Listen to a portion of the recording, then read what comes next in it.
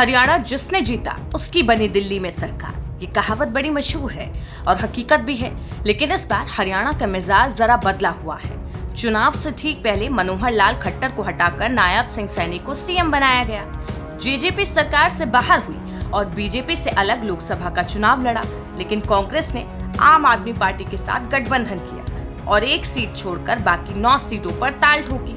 अब घड़ी नतीजे की है। देश को इंतजार है हरियाणा से कितनी सीटें किसके खाते में जा सकती है। हरियाणा में बहुकोणीय मुकाबला देखने को मिला। बीजेपी, कांग्रेस, जेजेपी और इनेलो ने अपने अपने उम्मीदवार उतारे। विपक्षी दलों के इंडिया अलायंस से आप कुरुक्षेत्र संसदीय सीट से चुनाव लड़ी। 10 लोकसभा सीटों पर कुल 16 महिलाओं सहित 223 उम्मीदवार चुनाव में उतरे। पिछले चुनाव में 10 की 10 सीटें बीजेपी की झोली में गई थी। रोहतक को छोड़कर कहीं और कड़ा मुकाबला भी नहीं दिखा था। इस बार कहानी थोड़ी बदली है। लगभग हर सीट पर कांग्रेस बीजेपी को टक्कर देती दिखी। रोहतक, सिरसा और सोनीपत में बीजेपी नेताओं को ज्यादा पसीना बहाना पड़ा। करनाल, गुरुग्राम और फरीदाबाद सीट कांग्रेस के लिए चुनौती बनी और अंबाला, हिसार, भिवानी, महेंद्रगढ़ और कुरुक्षेत्र में भी कड़ा मुकाबला दिखा।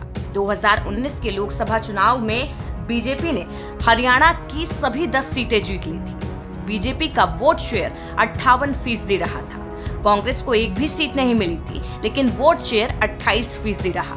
इनेलो का वोट प्रतिशत 0% था, जबकि जेजेपी को 5% वोट मिले थे। हरियाणा में जातिगत फैक्टर हमेशा ही हावी रहा है। CSDS लोक नीति के आंकड़ों के मुताबिक 2019 के इलेक्शन में गैर जाट अगड़ी जातियों का 74% वोट बीजेपी को गया। कांग्रेस को 18% वोट मिले। 50% जाट ने बीजेपी और 33% ने कांग्रेस के लिए वोट किया।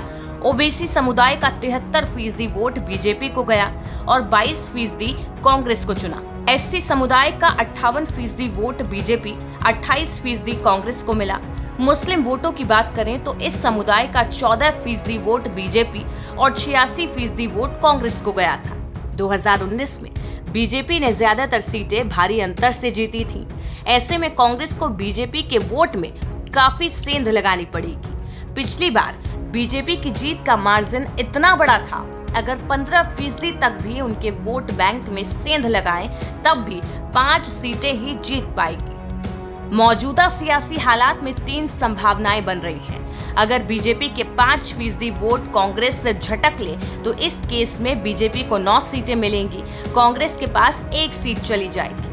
अगर बीजेपी के 10% वोट कांग्रेस झटक ले तो इस केस में बीजेपी को 10 में से 8 सीटें मिलेंगी, कांग्रेस के पास 2 सीटें हो जाएंगी।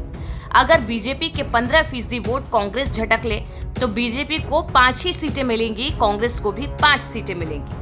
हरियाणा के पत्रकार मानते हैं कि इनेलो और जेजेपी कांग्रेस से ज्यादा लोकसभा चुनाव में बीजेपी को नुकसान पहुंचाएगी। किसान आंदोलन की पिच पर ये दोनों पार्टियां बीजेपी को नुकसान देंगी। इसका सीधा फायदा कांग्रेस को मिलेगा। अग्निवीर से भी बीजेपी की अग्नि परीक्षा रही। कांग्रेस ने युवाओं की नाराजगी को वोटों में बदलने की भरपूर कोशिश की। मतदान के दौरान ग्राउंड जीरो की रिपोर्ट ये बताती है कि इस बार बीजेपी हरियाणा में अपनी 50% सीटें हारेगी। कांग्रेस को 5 सीटों का लाभ मिल सकता है।